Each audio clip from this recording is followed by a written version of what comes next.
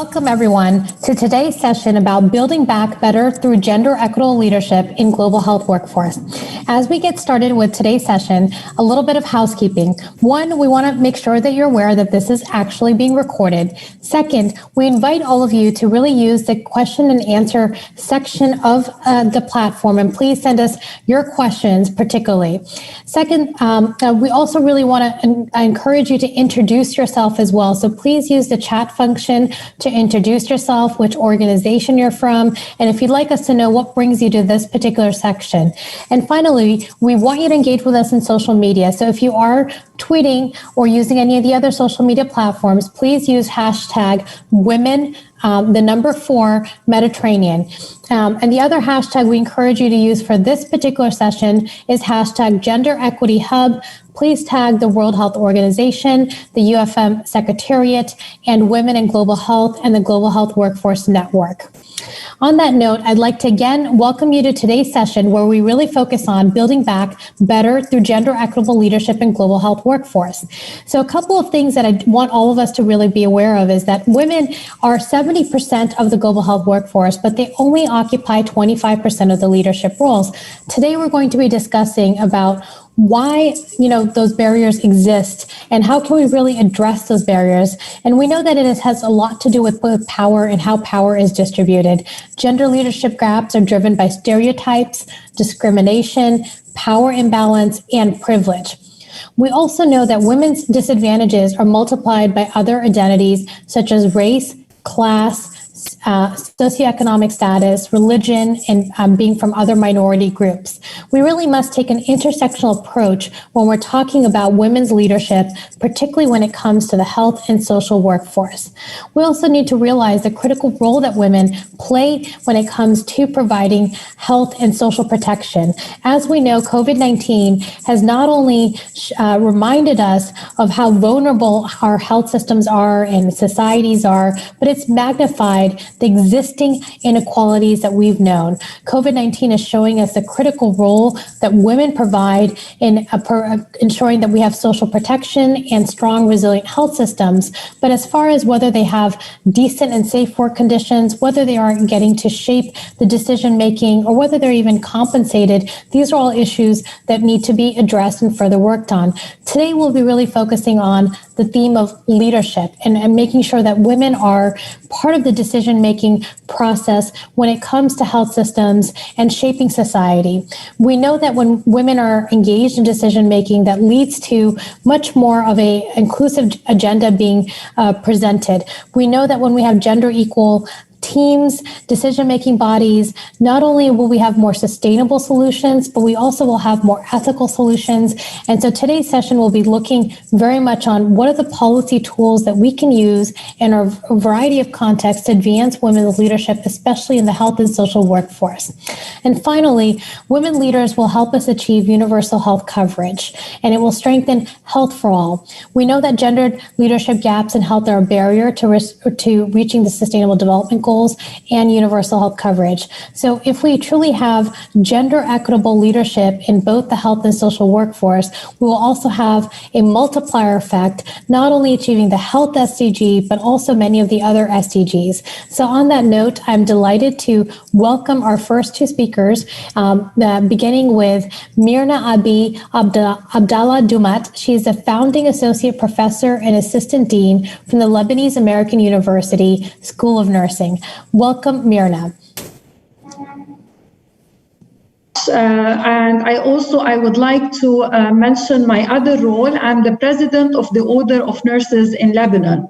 And I think under this pandemic and under all what happened in Lebanon, I don't think it's a good time for male or females to be in leadership position, because since October 2019, and we've been living tragedy after tragedy in Lebanon. Can I have my PowerPoint, please?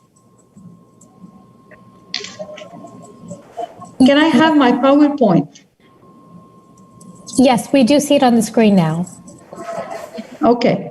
So the title Okay, so the title of my presentation, I did not change the title of this webinar, but I added to it lesson learned girls. So the way I practice my leadership, it's something that I learned from Eagles. Next, please.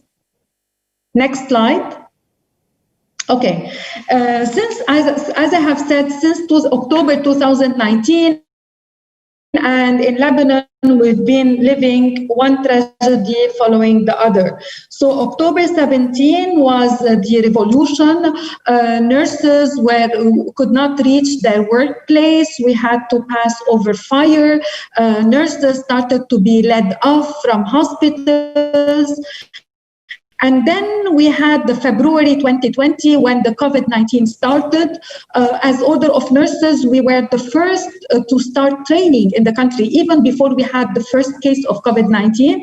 But despite all this, hospitals, healthcare system, they were not ready for this pandemic. And as nurses, we are the frontliners, so we had to fight and the unknown.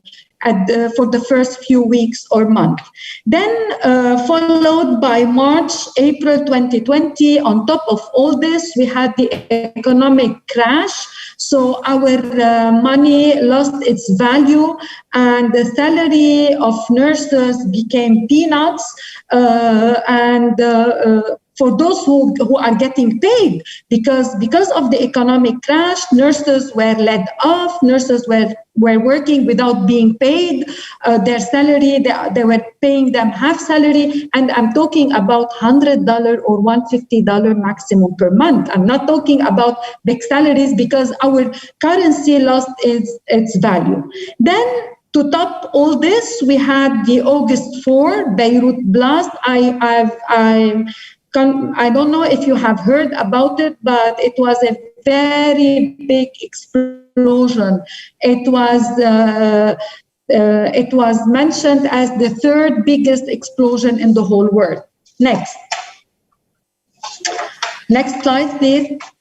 So before I go any further, I need to thank, because I'm running against time, the organizers for giving me this opportunity to talk about nursing leadership in Lebanon. But also I would like to congratulate all nurses, because this year is the year of the nurse and International Year of the Nurse. It's true that we did not celebrate in a positive manner, but again, with the COVID, we proved, and with all what is happening in Lebanon, we proved that we are the backbone of the healthcare system. Next. So the first lesson, or the first thing that I've learned from eagles, is that eagles fly alone and at high altitude. So I learned to stay away from narrow-minded people. That brings me down, and I always try to keep good company, to make new acquaintances that could help the Order of Nurses, that could help nurses in Lebanon to get better to be on the decision-making table and to improve the status of nursing. Next.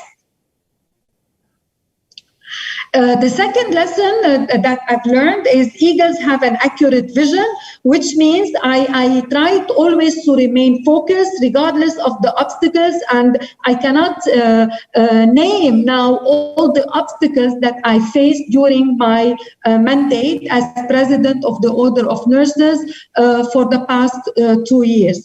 And I kept myself focused, and so far I was able to achieve what I wanted to achieve, and to put nursing, despite all odds, at the decision-making table and try to get as much rights as possible for our Lebanese nurses. Next. The third lesson is about eagles that do not eat dead things. They only feed on fresh prey. So I never relied on my past accomplishments. Every time I achieve something, I forget about it and I try to build on it, and I keep on looking for new frontiers to conquer. So always, every week, I have something new. I have something new to achieve after finishing, of course, the previous one. So, and everything I do is for the benefit of the Lebanese nurses. Then lesson number 4, eagles love the storm. So I'm trying to make our nurses think and behave like this. So we're not afraid of challenges. We search for challenges, because every challenge we try to learn something new out of it. And in fact, we are learning from all the challenges, and we are trying to improve our leadership style, our communication, the way we are communicating our news to the Lebanese people and to the world outside. Lesson number 5. So when a female eagle meets a male eagle, she tests him for commitment. So I always try, before I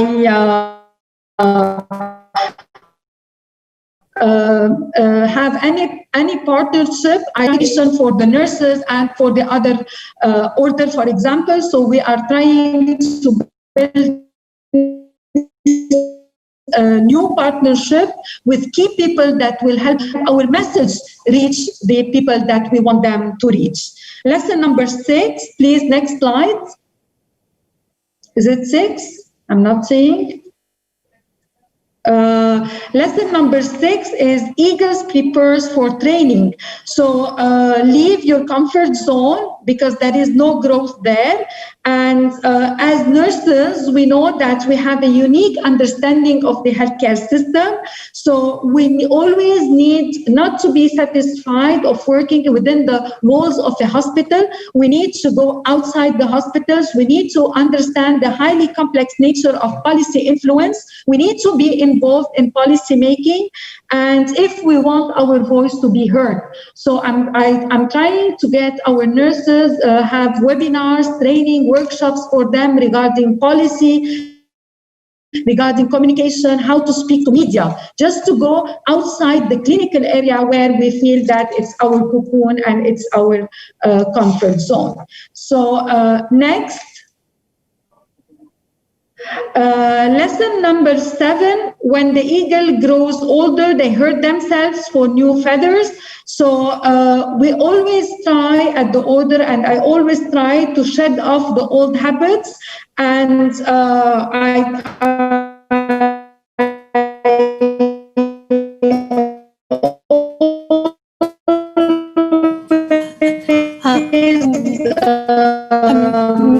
Myrna, we're having a difficult time hearing you. We keep on going on. Last slide. Last slide. Next. Next, please. Next. So what I want to say next. No, there is one. I want to say that the only bird that dares to peck at an eagle is the crow. I have a picture here. It's not put on the, please, can you put it on the PowerPoint? And the crow sits on the back and bites the neck of the eagle. However, the response of the eagle is not to fight with the crow, but instead of wasting the time and energy on the crow, the eagle opens its wings and begins to rise higher in the heavens. And the higher the flight, the harder it is for the crow to breathe, and then the crow will fall due to lack of oxygen. And I think as nurse leaders, as female leaders, this is how we should behave. We should not be listening to the many crows that we may face. We have to keep on performing and achieving high and high until they fall alone. And I would like to just to give a brief idea that in Lebanon, 80% of the nursing, almost 80% of the nursing workforce are females and 20% are males, though we are inviting more males to be with us in the profession. And thank you very much. Great. Thank you, Myrna, for a very interesting presentation about leadership. But, you know, when you opened, you really shared the hard realities that nurses, especially nurses, are working in Lebanon, and the numbers that you were sharing about the pay aspect. I think that really touches upon some of the deeper issues of gender inequity that exist in the health sector. And so today's conversation is very much about how do we drive gender transformative policy action to address these root inequities that exist, and hearing about your leadership journey and how you are working with nurses locally, especially Lebanese nurses, to instill strong values of leadership and engaging and contributing to decision making is all very moving. So I'd like to turn to and we'll be coming back to you during the chat section. I'd like to introduce our next speaker, Ann Keeling. She is the Senior Fellow of Women in Global Health. Ann has a 35 career in global health and social development. She has posts including in Pakistan, Papua New Guinea, Indonesia, the Caribbean, and she is currently the chair of the NGO Age International. She also has decades of experience working on leadership in multiple settings, from global institutions to the community level. So Ann, we turn to you to present on gender equity and global health leadership, good for women, good for health. Thank you, Rupa. Could I have my PowerPoint, please?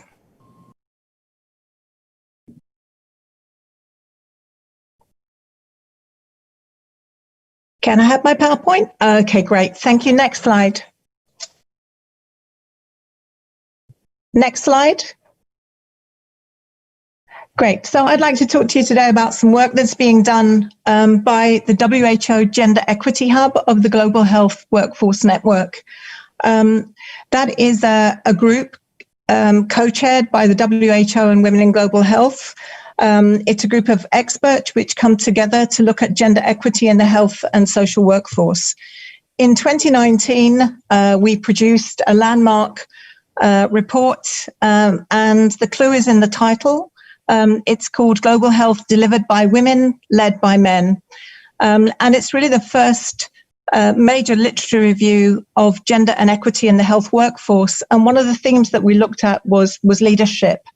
In March of this year, we produced a discussion paper setting out the issues on leadership in the sector. As a group, we've conducted further analysis and are now producing a working paper on what works to enable gender equal leadership in global health. And I would like here just to credit two of my colleagues in the Gender Equity Hub, Dr.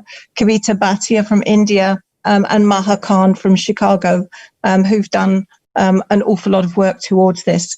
Next slide, please. Looking at the findings on leadership specifically from the Delivered by Women, Led by Men report, maybe no surprises. Gender leadership gaps are driven by stereotypes, discrimination, power imbalance, and privilege. Women's disadvantage intersects with and is multiplied by other identities, such as race and class. It's critical we take an intersectional approach, although a lot of the data that we need is actually missing. Global health is weakened by excluding women's talent, ideas, and knowledge. Women leaders, particularly political leaders, often expand the health agenda and strengthen health for everybody. And the gendered leadership gaps in health is a serious barrier to reaching the SDGs and universal health coverage. And there along the side is that 70%, 25% paradox. Women are 70% of the health workforce, but only 25% of the leadership. Next slide, please. And this is why. So this is the women stuck in the global health talent pipeline. There is no shortage of women in this field. There's no shortage of expert women. Women are the experts in this field.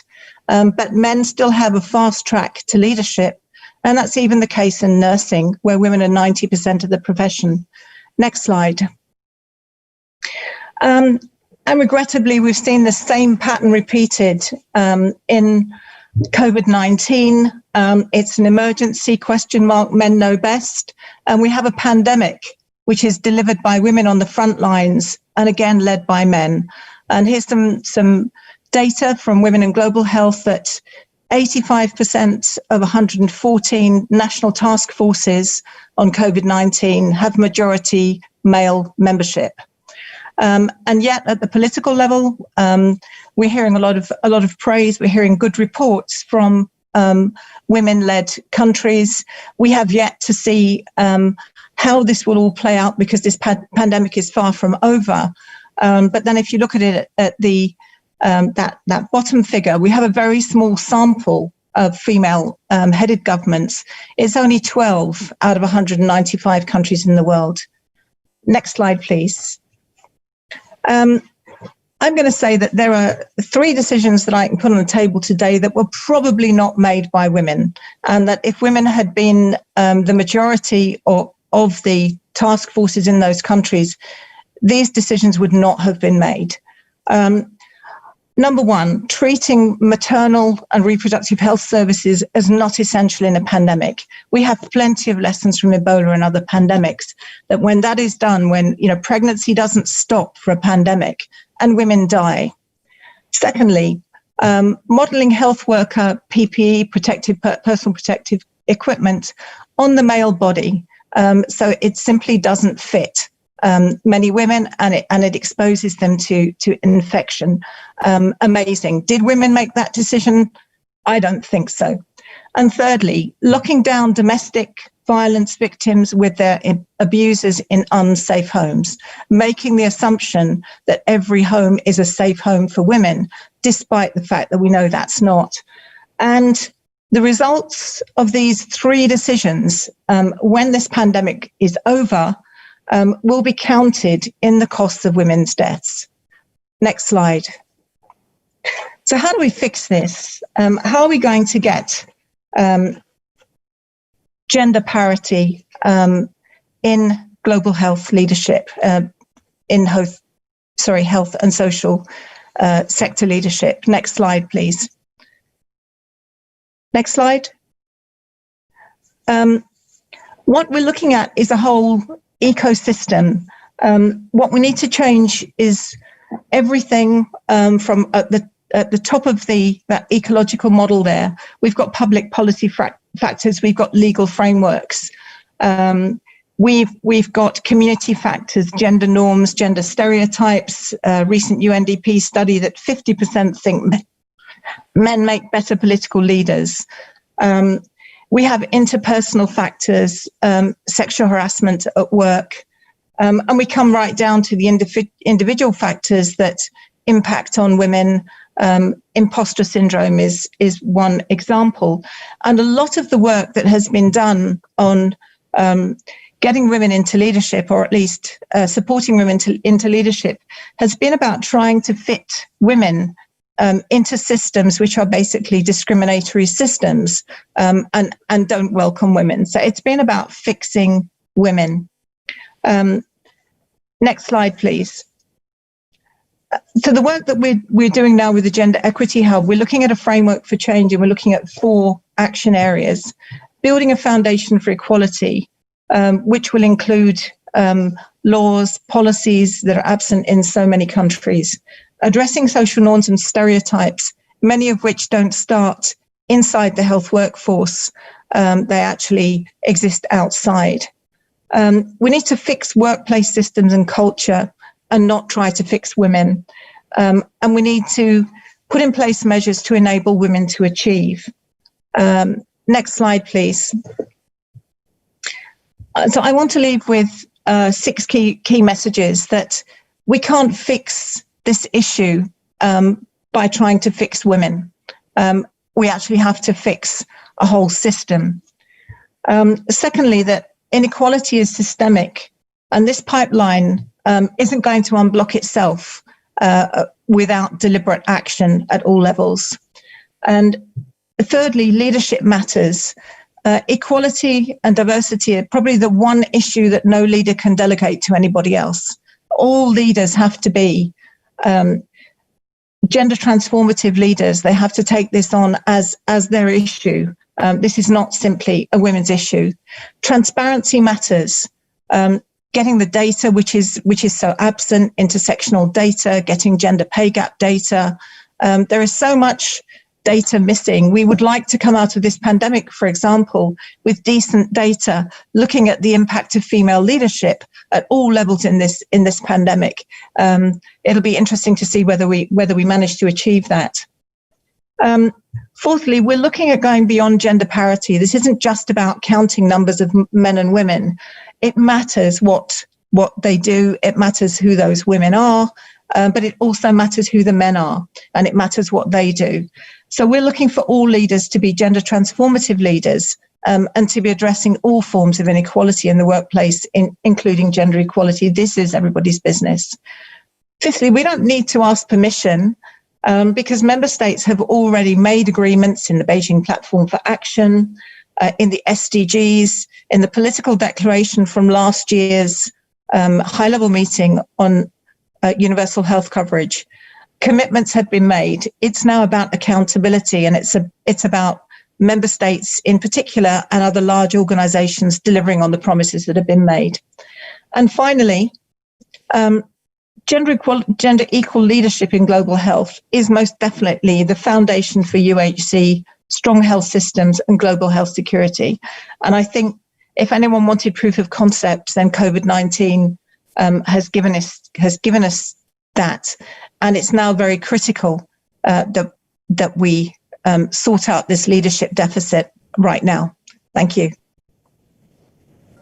Great. Thank you, Anne, for just providing that overview and, clear message there that we really need to take the conversation from fixing women to fixing systems. There is a need for greater transparency, a need for filling the data gap, and really data that comes to implementation research, data that goes into lower middle income countries, when it comes to women's leadership, and really having an intersectional approach. And we know that this is not only the right thing to do, it's a smart thing to do and needed for universal health coverage. Again, not new promises. We're asking for the old promises to be actually translated into action. So, on that note, I'd like to welcome our panelists who are leading global health leaders that are going to be bringing into this conversation perspectives from a wide range of experiences. I'd like to first invite Ambassador Pavi Silonaki. She is currently the Ambassador for Health and Well-Being at the Ministry for Foreign Affairs of Finland. But even more than that, she brings, again, decades of experience working at top-level managerial positions in the public sector. She has navigated not only in the European Union, but also is currently a member of the WHO Executive Board. So Pavi, as I turn to you, how can governments support women's leadership when it comes to the health and social workforce? Thank you, Rupa. And I'm so happy to be here now. And these are really important discussions that we are having here now, but also that you keep going on actively to have this issue on the table here, also during the COVID-19 pandemic. Governments can do really a lot. They can provide them possibilities for all. And I would say that taking example of my own country, Finland. So Finland gave then a voting right for women, first in Europe and third globally, year 1906. And the first woman parliamentarian then began 1907. So it's so important that we have really women in parliaments also, and we have seen also here that in those countries that we have also women there making decisions, it is, as we have heard, much more sustainable, and we have then all the potential in use. And Finland was quite a poor country then in 1950s, and from 1960s there have been systematic work going on from parliament and government then to try to have everyone's potential deployed in our society. So we have had then universal health coverage. We have had access to education, so everyone have free access to education, but also for those social and health services they need, and that is in our constitution. It's very powerful that we have it in our legislation, and then it is not due to what kind of economical situation it is in your family.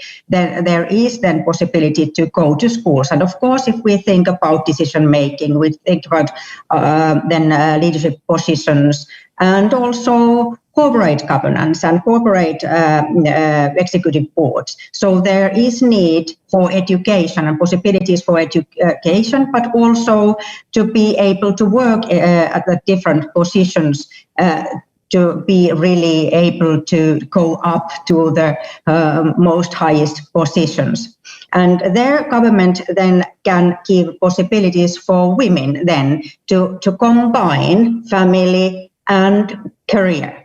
And I'm also an example of that. I have two lovely sons, which are already 24 and 26, and I have had possibility then to be a mother, but also to then build my career. And one reason for that is that we have high quality and inexpensive daycare, which is also for municipalities, they have to then provide it. So everyone has the right. It's not about the economical situation in the family. So there is right, and then we have also mother and parental leaves. We are now taking dads more to that also. That is, I think that also important that we try to then keep possibilities for and keep men also in these processes, so that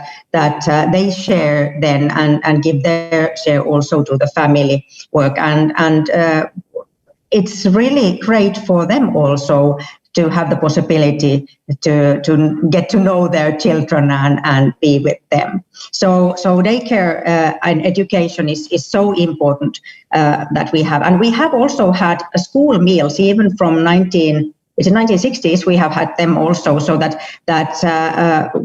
women working outside their home, they know that children get really warm, good quality meal during their school days. That is also healthy, and we can educate them how their healthy meal looks like, and also at our working places we have that possibility that it's cheaper for us to eat their healthy meal.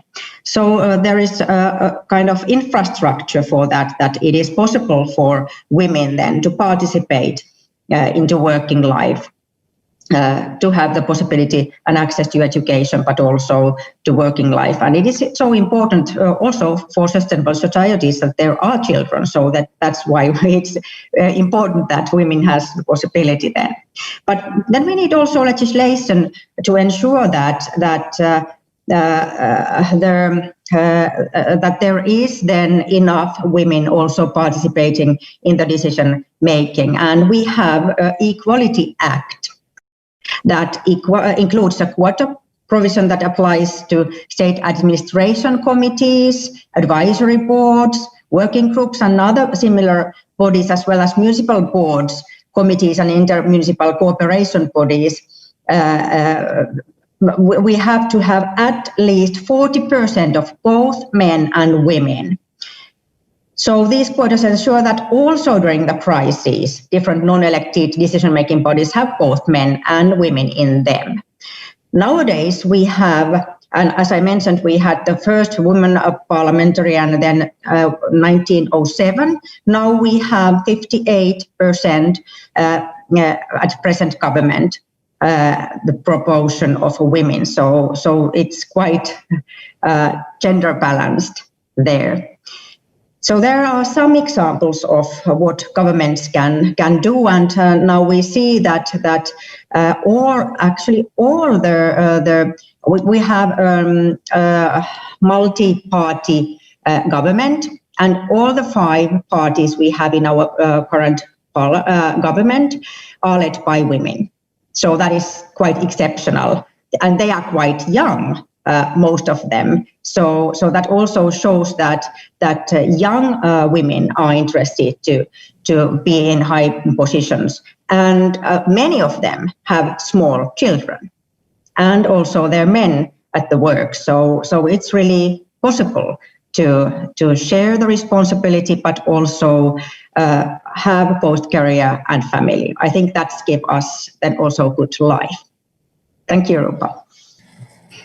Great. Thank you, Pavi, for just really proving that women can be in leadership roles, they can do well, and that it can actually create a ecosystem where women are, again, engaging at all levels. And, you opened your comments very much about the importance of having women in political leadership and having laws that ensure that women are in those decision-making roles. Then you touched upon the ecosystem that really creates an enabling environment and what we call really a gender transformative policies that really ensure that women are not having to take on those barriers without necessarily having societal protections, including childcare, having. I'm hearing some background noise. If you could please mute, thank you. And really also about the fact that this benefits all genders, so that gender equality is truly seen as a benefit for men and women and all genders. And I think that is a really critical point to emphasize, that we're not asking for something that just benefits women, but it actually benefits all of society when we truly are gender equal. And a really great example of how gender norms and roles have already started to shift in Finland, to the fact that women are now in majority of leadership roles. So we'll be coming back to you, Pavi, to touch upon that in a moment. But I'd like to turn to a different part of the world and a different perspective to invite Mariam Begdeli, who is the WHO representative from Morocco. She is also a pharmacist by training, holds a doctorate in public health from the Free University of Brussels.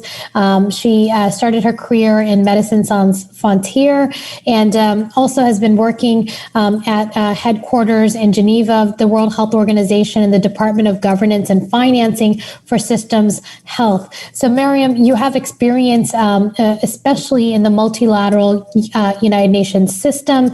We know that the United Nations is a very traditional institution where there are challenges for women getting to the most senior leadership roles. But, we'd like to hear from you directly from the perspective of what is the role of the World Health Organization in making sure that women have an equal say in decision-making in health systems. And if you can touch upon a little bit about the on-ground realities of what it is like working at the country level as well. To you, Mariam, welcome.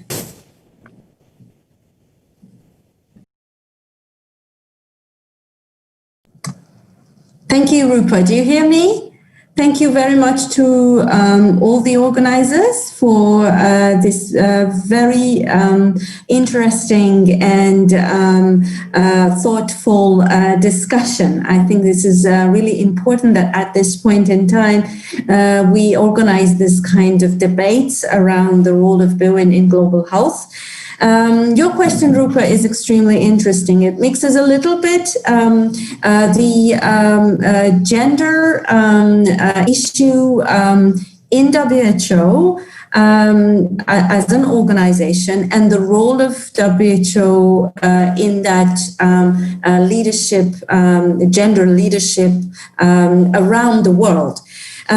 So I'm going to share with you a little bit of my experience about that. I think that reflecting on my position as a WHO representative in Morocco, when I of course, there is in any organization, WHO, I don't think is an exception, a gender imbalance that we see in reflected in the distribution of women in the WHO workforce. I don't think it's a mystery. We know that we have still a lot of women, more women than men, in the administrative functions. And as we go into up in these administrative functions, there is a gender imbalance towards men. And then in the technical functions, again, we have the same kind of imbalance with the lower positions being more occupied by women in the leadership. I think that there is a willingness from Dr. Tedros since he arrived to change this, to nominate a lot of women in leadership position, in the senior position within the organization in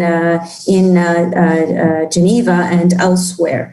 Now, this is where I came from when 3 years ago I moved to Morocco, and this is the spirit that the organization and the transformation has now. But there's a lot of difference from one region to the other, and confronted with the environment in Morocco, there is this imbalance is still there, and it's much more visible than it is in the global arena. It is visible in the global arena, but I think it's much more visible in the at the country level. And this is despite policies that exist, that it even embedded in the Moroccan constitution, ratified in Morocco to confirm the principles of equal rights and parity, and the government equality plans that are put in place by the Ministry of Solidarity, Women, Family and Social Development. There is, for example, an annual gender report that complements the budget law in Morocco, and that's a mandatory report that needs to be put forward when the budget law is presented. So these are the policies that are in place, and the result of that is that you do see a feminization of the public health workforce. You do have more and more women entering into medical education. This has grown quite rapidly over the past years. You see that on average, and depending on the professions, you can have almost 60% of the health workforce which is feminine. But as my colleagues already said, the previous speakers already said, this goes with quite an imbalance in terms of the leadership positions that women are occupying in the country. And therefore, as a WHO representative in Morocco, it often happens that I am in a men's circle when we are in a panel discussion or in an official representation. So we do see that there is a lot of efforts that has been done in the country to promote the role of women.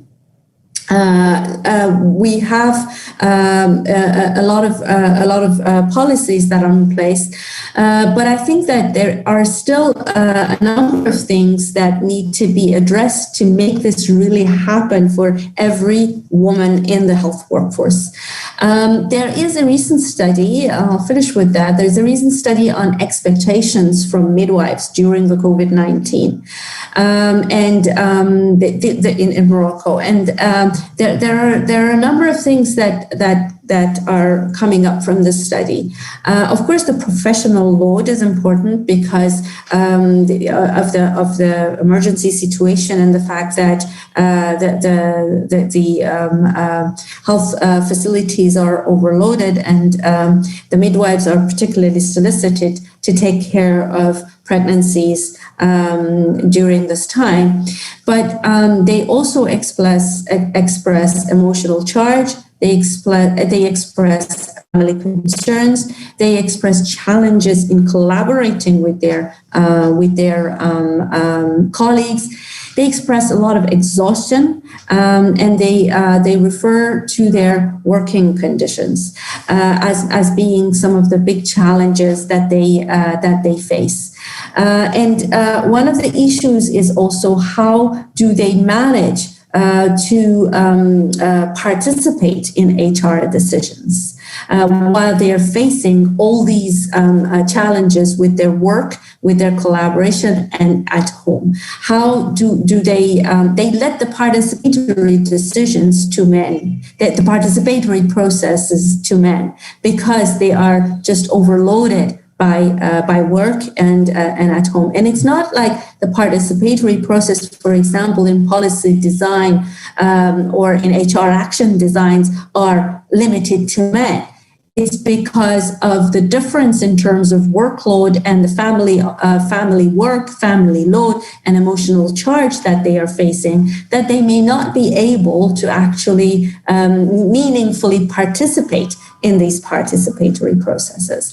And then there are also the issues related to the multi-sectoral approaches that are needed to be able to promote women in leadership. And it's not just, policies are in place in the health sector, but are they in place in the other sectors? How do we make sure that women are protected in the rural areas? How do we make sure that they are protected in the poorer communities in terms of their personal safety, but also in terms of speaking out, in terms of being able to express their opinions, to express their preferences, to express to have a voice. So these are a few issues, a few challenges that women face in terms of being able to go above the glass ceiling that we all know, particularly in the context of Morocco. Great. Thank you, Miriam, for just a very fascinating overview. And, this last point that you really brought out, the fact of like, what are those enabling aspects and having a multi-sectorial perspective on it. We often hear women just need to lean in. Your message is clear that how can women lean in if they are already overworked, overburdened, and not resourced and not supported, and that there is a need to look at all the sectors that and the different communities and looking at it from an intersectionality perspective. Again, looking at the difference between rural women, women from a lower socioeconomic, poorer backgrounds. So just a really powerful message there, Miriam. We'll be coming back to you to just, share a little bit more about some of the solutions that you would, recommend, especially from a cultural context that it requires looking at things from the context-specific approach. So I'd like to actually invite our next speaker, Francesca Columbo. She is the head of Health Division at OECD, which is the Organization for Economic Cooperation and Development. Francesca is responsible for working on health and particularly providing international comparable data on health systems, applying an economic analysis to health policies, advising policymakers, and also really making sure that stakeholders and citizens respond to the demands for more and better health. And Francesca, your work is most recently also looking at closing some of the gender gaps that exist in the health sector. So I'd like to turn it to you to share a little bit with us what policy options has the OECD seen as effective in increasing women's leadership when it comes to the health and social workforce. Yeah, sure. And thank you very much. Thank you for the very powerful speakers that came before me. I think there is a lot of convergence in terms of what is needed. I think the very first point I would like to make, and it's probably something that you can expect from an economic organization, but what policies work is, first of all, by considering issues related to gender equality and filling in the gender gaps in the health workforce, but I will add also more broadly, not just from a human perspective, from a fairness perspective, from an equity perspective, but also from an economic perspective, because equality is and equality in a leadership role is essential in economic terms. And it goes back to what I think Anne was mentioning in terms of the talents.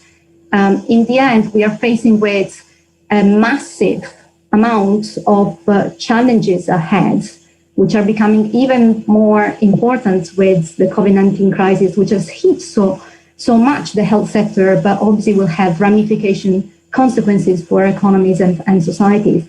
And it's just very simple as that you need to have all the hands that you have and making sure that you use the talent which is available in the best possible way if you want to make sure that you can address those challenges. So there are really very important economic benefits by having much more gender equal leadership role. Not just a gender equality in terms of numbers, but in terms of really what men and women do, just and simply because there is a need for using whole hands, and because the evidence shows that the more diversified you have that perspective and that workforce, the more you are able to successfully deal with the challenges that you have. So a more diverse workforce in terms of gender, I would add also in terms of other dimensions, whether they're ethnic, whether they're related to underrepresented groups, that makes a huge difference in terms of addressing the solution. So I think that's the very first point which I would like to make, and policies which are trying to address this issue, taking that consideration in mind, are obviously very important and have been essential to the success. The second point which I want to make, which very much builds, I think, on what Pali mentioned in her very powerful experience, what she was telling about, what has been important to the Finnish experience. We need to take a perspective which is, yes, for help, but actually situates within the broader policy approaches. And the issues of having gender-sensitive packages of policies, it's fundamental. And clearly, if you want to have a more equality in terms of leadership and representations, you need to start by making sure that women as well as men have the same opportunities. And that has to do with giving them the possibility to have alternative to public care arrangements, to having a possibility for caring responsibilities, public childcare options, even financial subsidies to employers so that they can make sure that there is paid leave. All of these environment which has to do with employment, the employment environment which women and men also operate, flexible working arrangements and support. Those are fundamental to give the opportunity for women to exercise not just their profession, but really then to move on into their career progression. And this has to do also in moments in which, that current times, obviously there are a number of people that face stress at work. Potentially they might lose jobs. Clear in the case of the health workforce, they're more in terms of the stress of having too much work to do. So the type of support that is given in this context is fundamental to be able to exercise more roles of the responsibilities. There are issues also about the way we go about policies more broadly in terms of having really a gender impact assessments of processes and policies which are put in place, to what extent are policies succeeding also in achieving goals or more integration of women into leadership positions, which are particularly useful and important. There are then, as a third set of points which I wanted to make, things that relate obviously more to specifically to the health sector, which have to do with the culture starting from the medical school, the training, the way there are certain gender roles which are somehow engendered into even the culture of training and medical schools. Even issues about tackling some of the gender digital divides, which are very important because digital technologies and digital intensive future is very important in the context of health jobs moving forward. So if we start with having, even in the concept of training and medical school, gender divides in terms of digital skills, that will have consequences moving forward. I think there are issues which are important in terms of, and it was mentioned very much, of tackling gender norms, gender stereotypes, nurses versus doctors, but even within the professions, surgeons versus other type of specialties. Those must be very much addressed, including from training, but also through the way workforce is organized. And definitely the issues of equal pay comes into play. There are differences in pay, there are pay gaps, even within the same specialties, which take place between men and women, with women generally earning less than men do, even but for doing the same type of job. I think a special attention needs to be paid also to non-standards and part-time work, which is much more prevalent for obvious reasons for in the case of women, but that are really some barriers to opportunities to build more gender profession progressions and also more gender equality. So I'll probably stop in there. There are further last points, things that can be done when looking at decision-making roles, both in the public and the private sector, encouraging, for example, voluntary targets in boardrooms, in even having a more gender-balanced composition of committees, health committees, decision-making bodies into the health sector, steering groups and so forth. These are obviously things that can help make a difference. So those are, my broader points. I think we need to start from the bigger perspective, looking at also at the economic rationale for achieving more equalities, tackling this by addressing the wider perspective of labor markets and making sure that the possibility to combine a career with paid job, and then addressing perhaps specific issues which are relevant for the health sector. Thank you, Francesca, for really providing that holistic overview and driving home the point about the economic, case and investment aspect of it. So we know that you will have to leave us soon, but just one question for you, particularly for those that are still not convinced and feel like working on gender equality is actually a cost. Can you share with us how you see working on gender equality as actually an investment? You alluded to the fact of the labor market. From the OECD perspective, how do we convince those that are not convinced that actually gender equality leads to economic growth and broader development?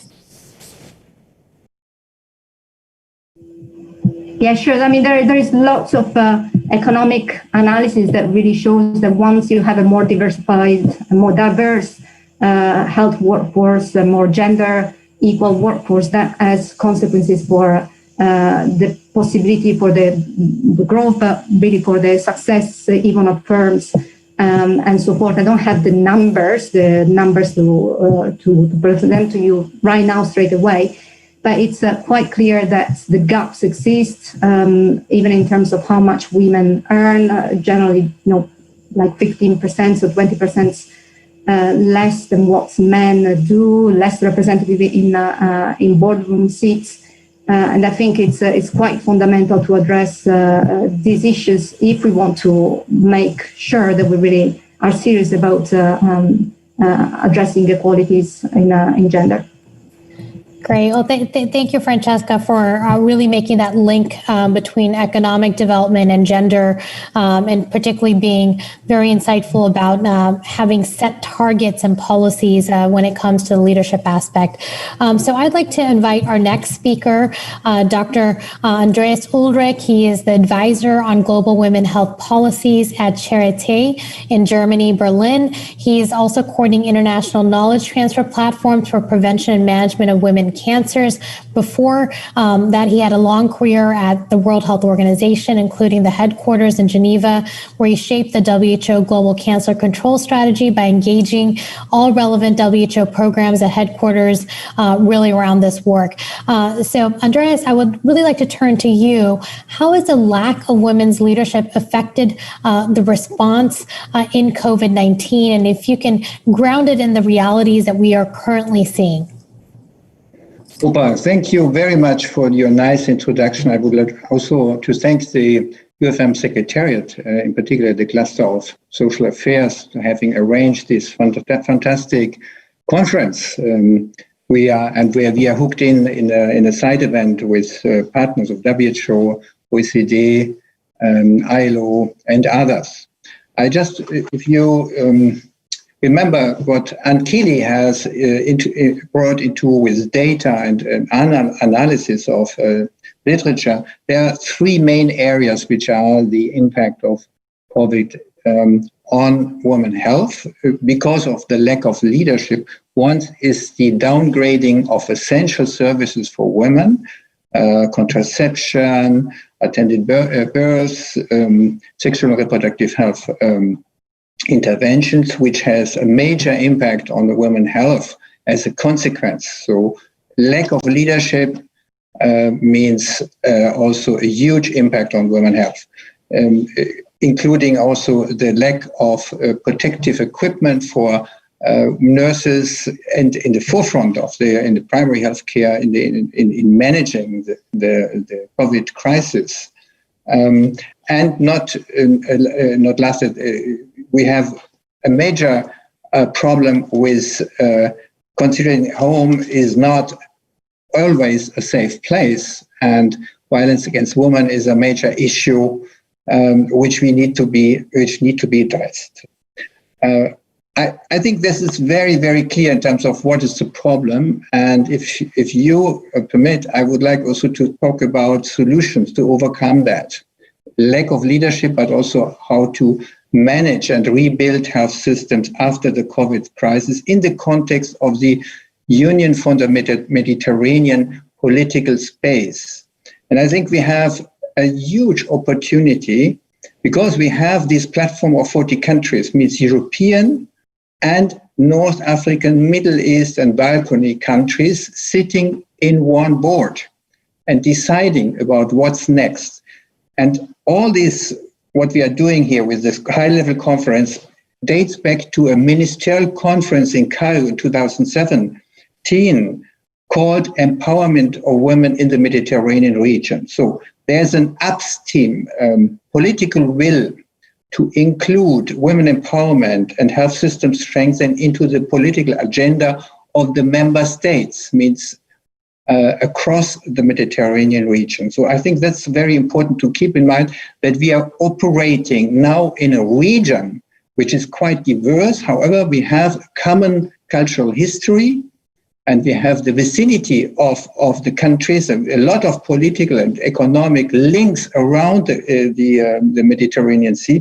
So we should use, and we are about to use this platform for implementation. I would like to refer that in the same conference we have a session on violence against women as a joint project of WHO and UfM, just approved by the UfM board, by all the 40 member states. So it's timely that we have hooked in this project in the COVID crisis. We started to work on that joint project prior to the COVID crisis, but we have it now hooked in. And it's an opportunity to join efforts and to do substantial work in the countries affected by the COVID crisis. I think now with my Charité hat as academia, I also would like to mention that we have a platform. We will try to, and we are working on a hospital partnership network around the Mediterranean region, in particular Morocco and other countries, Northern Africa, to develop training programs for nurses and for specialized doctors in women health and women cancer.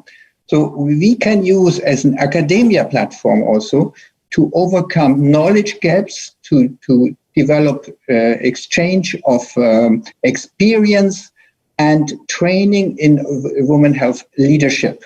So I think we have various opportunities now with this regional context of the Union of the Mediterranean, with the European Commission, a strong partner of that, to use the power and the partnership of, in particular, of ILO, WHO, and OECD in working for health to translate now these strategies into the regional context with the support of all the partners of UfM and WHO. Thank you. Over to you. Great. Thank you, Andreas, for just really highlighting the important and critical role of partnerships and how partnerships can be leveraged to achieve the agenda of gender equality and women's leadership, and as well as the health agenda. And there is a lot of power in partnerships. So this acknowledgement of the new relationship that's been formed with UfM and WHO is one that we all should really be leveraging. So thank you for highlighting that, Andreas. I'd like to turn to Christiana Wiskow, who is the Senior Health Specialist in the Sectorial Policies Department at the International Labor Organization, ILO. And ILO is an organization that promotes rights at work and encourages decent employment opportunities, and is also a critical part of enhancing social protection and strengthening social dialogue as part of the SDGs, and particularly Sustainable Development Goal 8. Christiana, I would like to turn to you. How does gender equity and leadership fit into ILO's decent work agenda for the health and social workforce? Thank you very much, Rupa, and thank you, dear colleagues who have already spoken very powerfully on all the aspects on gender equity. And I can directly link to what Andreas said. Partnerships are very important, and I would like to encourage, when we talk about leadership in the health sector, not only to look into the health sector within the health sector, because it's not the health sector that can solve all the problems. It's, as Anne said, we have to fix the whole system. We have to fix workplace systems, and that, of course, is a big mandate of the ILO, the International Labor Organization, fixing workplaces and making them decent, what we call decent, so that people have fair pay and equal opportunities. So gender equality is a big issue within the ILO mandate. We have several conventions, and also Anne referred to the importance of legislation and Heavy as well. So we have 190 conventions that turn into legal instruments when they are ratified by countries. And two of them are, two of the 8 fundamental conventions refer to gender aspects, and that is equal remuneration and discrimination in employment and occupation.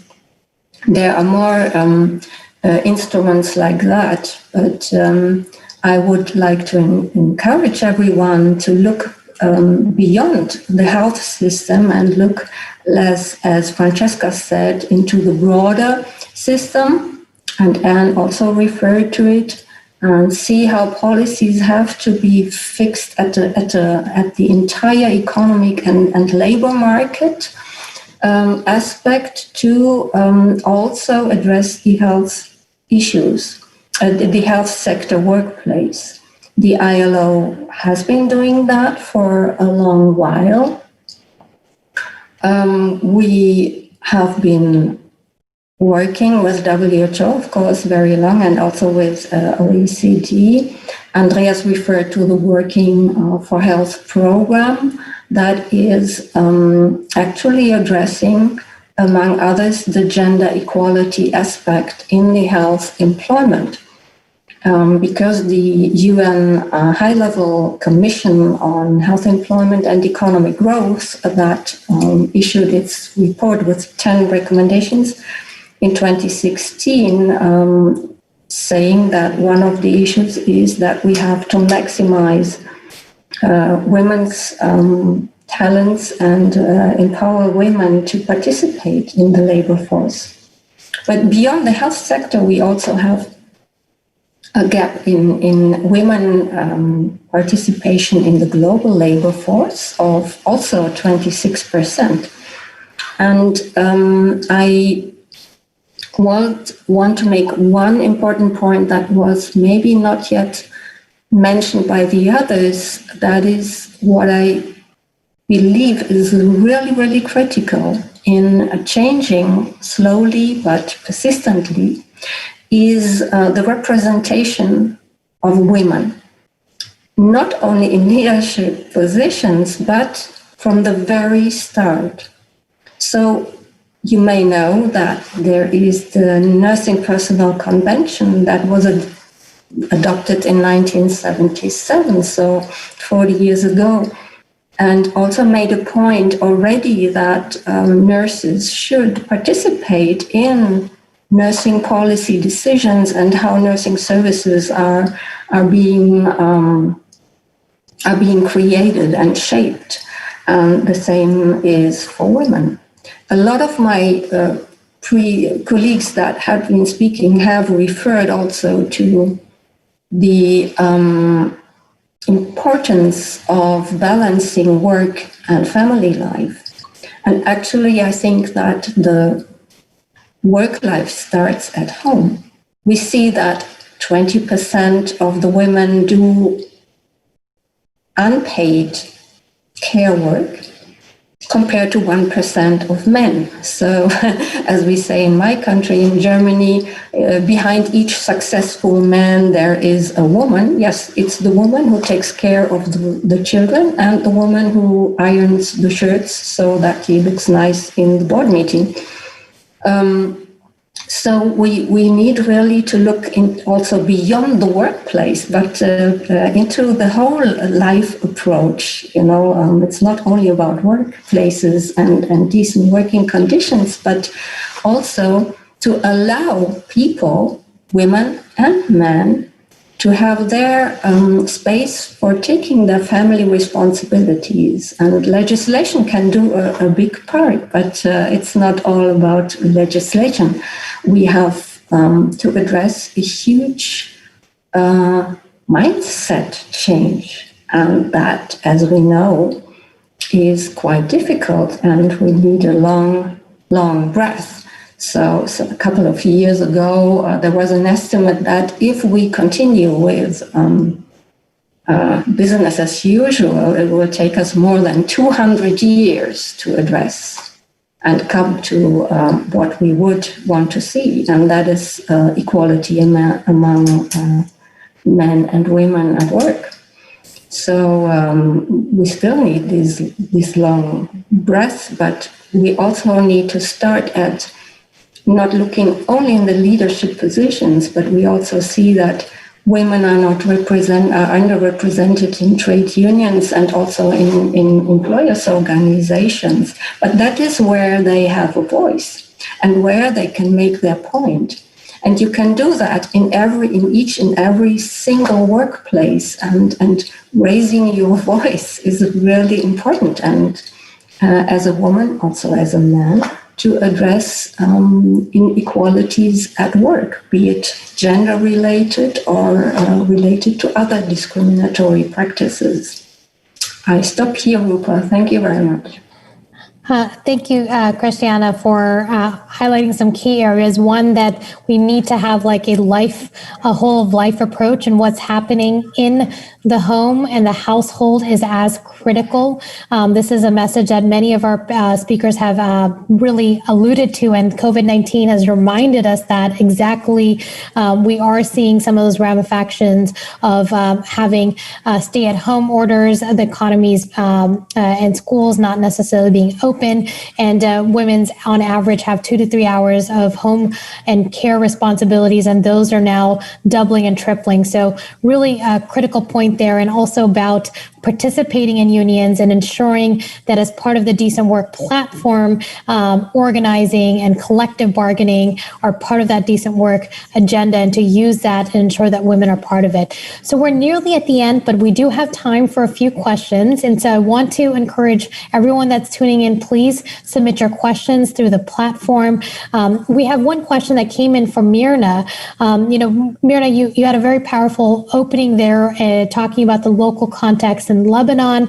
One of the questions that came up is very much around cultural context, and I'll also ask Miriam to touch upon this. But Mirna, for the question specifically to you is, how can we include the roles of women in Muslim countries without creating conflict with cultures, and backgrounds of the society. And I'd like to expand that it's not just Muslim, but any religion and cultural realities that could be conflicting with the women's rights when it comes to leadership and voice. So Myrna, if you would like to chime in, and then I'll turn to Miriam to chime in from a different perspective as well. Thank you. This is a very sensitive question, and this is what we usually face when we are trying to introduce change. So first, we have to understand the culture, and change has to be transformational from within the culture. And it's always advisable to create allies from people, key people within that culture. Try to take them as allies so that they can be your gatekeepers to be able to enter the heart, mind, and the culture of that culture. Because change, no matter how change is good for the people, it will always at the beginning be faced with resistance. So I think this is the approach that I usually follow in any culture or subculture that I would like to really enter or introduce change there.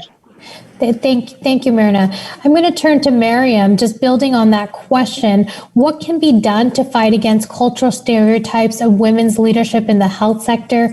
Miriam, you yourself are a woman leader that has broken many stereotypes already and a trailblazer. Can you share a little bit about what you're seeing in your on-ground reality in your current post or anything from previous posts that you've had? Thank you, Rupa. I think what I experience and is that at the leadership level, it's the last mile of gender inequality that's very difficult to run.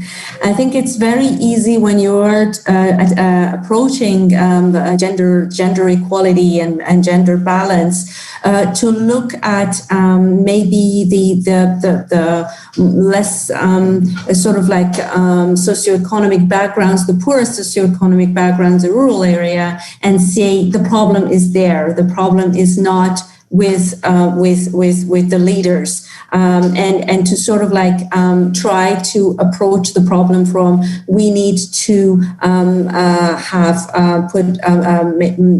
give economic income for women in rural areas, or we need to make sure that girls access education. So that's, I would say, the tip of the iceberg that is sort of like the most obvious thing to address. As you go up in your career or just advance in your career and get to the leadership position, I think the encounter is that what is the problem? You are in a leadership position. You are in a senior position. So what do you think is going to create challenges for you? There shouldn't be any. While we do know that there are still many challenges to access the leadership position, they are less visible. They are less. It's really the hidden part of that gender equality issue, and therefore less obvious to bring on the table, to analyze and to point towards, and to try and see what policies could address them. So we really need to continue pointing towards those inequalities that exist at the leadership position. I'm just going to give you an example. There are many women, for example, who are professors at university, who teach students, who have big research projects. But most of the time, it is, and it's very welcome that they are women scientists, that they are working on infectiology, virology, microbiology. A lot of the science is really led by women. But when it comes to try and get that evidence into decision making, then we are confronting this women's world to a men's world. And here's an example of the very subtle gender imbalance that still exists.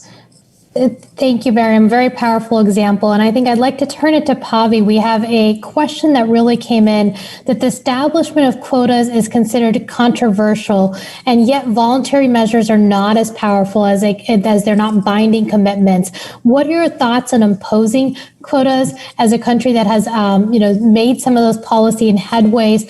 How can quotas ensure the presence of women's leadership? And for those that are resistant to having quotas, what would you say from a government perspective? So Pavi, to you. Thank you. I would say that, of course, it's about cultures, and of course, jump is not an easy. It's not as easy as take step by step proceeding. But I would say that transparency and sharing experiences is very powerful. And we have been talking about a lot in Finland about binding quotas, and then also not having that binding quotas. We don't have actually them in corporate governance, in corporate executive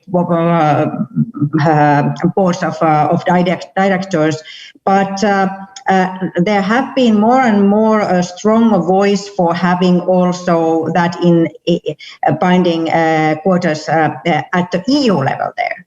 And now we have achieved a number that there are 30% in our corporate executive boards are women, 30% already, and that's quite a good percentage.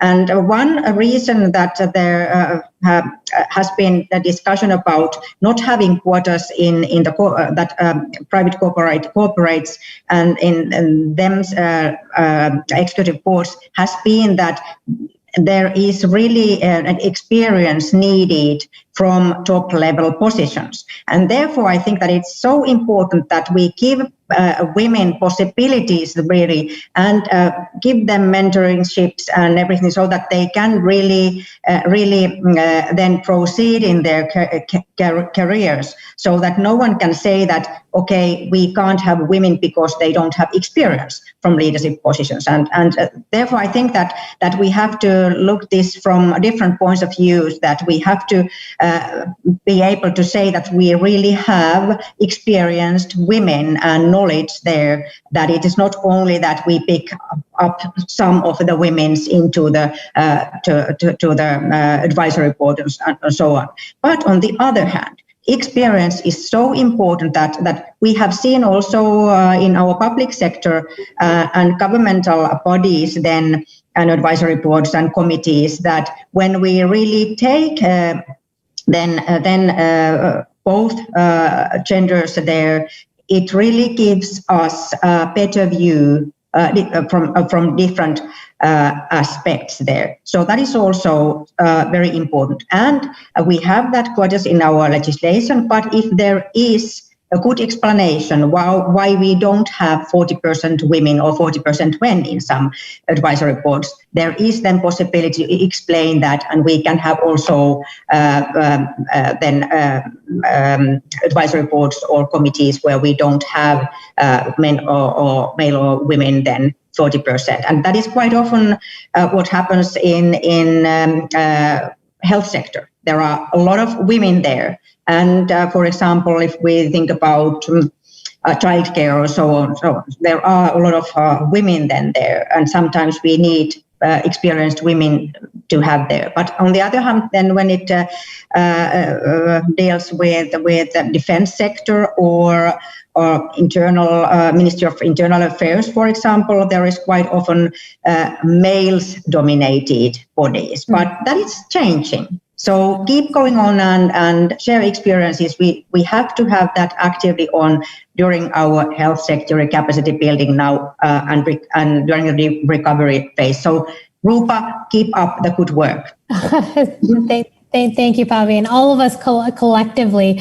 So we're nearly at closing at this point, but so I'm going to ask all of our panelists to give us our key takeaway message.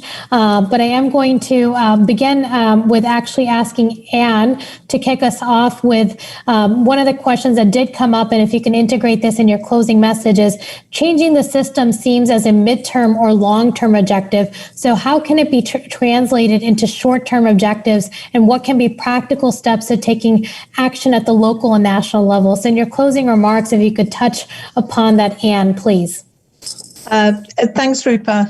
I don't think we have time for this to be a long-term agenda. I think this is urgent and we need to do it now. So there isn't time to say that we don't have time for gender equal leadership. If you keep an eye on the work of the Gender Equity Hub, we're about to produce policy guidance on this, and there are measures that can be taken at every different level of that ecosystem, from the law to paternity leave, etc., all the way down. And I think that you will find good examples, things that can be done immediately wherever you are. So stay tuned in. And when that is launched, I think you'll find that there is plenty that can be done, but this won't wait. Thanks, Rupa. Thank you, Anne. Myrna, to you to close us off with your key takeaway message. Myrna, we can't hear you. Myrna, we can't hear you. If you can please unmute yourself. Sorry, I was muted. For my key take message, I'm unmuted. You are. We can hear you now. Hello? We can hear you. Okay. So I would like to start by thanking all the presenters for the fantastic presentation. The key message that I took from this is that investment in women's leadership would have a positive return on economy. And who does not want to improve the economy, the family economy, the country economy, and the global economy? Great. Thank you, Myrna. Really great message there on the multiplier effect. I'd like to turn it to Andreas to also give us our key message. You had a very powerful point about partnerships. So turning it to you to close this with your key message. Thank you, Rupa. I would like to invite you and all the audience to use the platform of UfM, in particular the agenda of women empowerment in the Mediterranean region. I would like to say, with my experience in working with this platform, this is a center of gravity of women leadership. Ministers of health, ministers of women and health and welfare are all women in these platforms, driving the agenda once agreed was the ministerial conference in Cairo. And the center point of this ministerial conference is women leadership in all parts of the society. So I would like really to reiterate, this platform is a huge chance to come in, to be active, and to play as an organization, as a scientist, as a civil society representative, and to make the women empowerment agenda moving. Thank you very much. Thank you, Andres. I'd like to invite Christiana with your key takeaway. Thank you. Thank you so much. How to pack the world into one sentence, but I think when we talked about Miriam and Myrna about cultural issues, I think change is very important, and change starts with ourselves. So we are all in this, and whatever you as an individual and we as individuals can do, we should do it. So stand up, speak up. Thank you. Great. Really great message there. And then I'd like to turn it to Miriam for your key takeaway. Thank you, Rupa. I will have the same key takeaway. I think this is the powerful message that we need to put forward. Stand up, speak up. Don't let anyone tell you that you're not entitled to say anything about gender inequality in your career, in your environment, in your work, and in your private life as well. Thank you, Miriam. And then Pavi, to close us out with your key takeaway message for all of us. Thank you. Mainstreaming is really an important thing, and whole of government approach. So why there is no mean to have only half of the potential in use. Women, be powerful. You know a lot. Thank you, Pavi, and I think that's a really great final closing for all of us to really to recognize that we need to use the 100% talent pool. We have a massive global health challenge we're facing, the pandemic, but we also know that we have an ambitious agenda to achieve universal health coverage. We know that there is an 18 million health worker shortage by 2030. These are all critical issues that our partners are working on. Really delighted to have collaborated with all of our partners, and a special thanks to the UfM for hosting this conversation, inviting us to speak about how do we really have gender equitable change in the social and health workforce. We know that action is needed, and now is the time. Please turn the applause of health workers into real action, to real investments in creating gender transformative policy at all levels. We know the ecosystem matters, and we can really transform it. So on that note, I'd like to say a special thanks to all of our panelists, our partners that made this possible. Please stay in touch with us. We do have the Gender Equity Hub, which is co-hosted by Women in Global Health and WHO as part of the Global Health Workforce Network. We have the platform that Andreas talked about, and we have all of those different organizations that are working on these issues. So please join us, stay connected with us, look out for the policy tool brief that we will be releasing in a few weeks. And a final reminder from the organizers is that these sessions will resume tomorrow morning. The first session is at 10, and it's going to be focusing on building equal, safe, and inclusive post-COVID-19 societies for women and girls. How can Mediterranean regions and cities take the lead? So what a great conversation to continue. This is being organized in collaboration with the Generalitat de Catalunya and the City Council of Barcelona. So thank you everyone for tuning in, and please stay engaged with us. Take care. Bye-bye. Bye.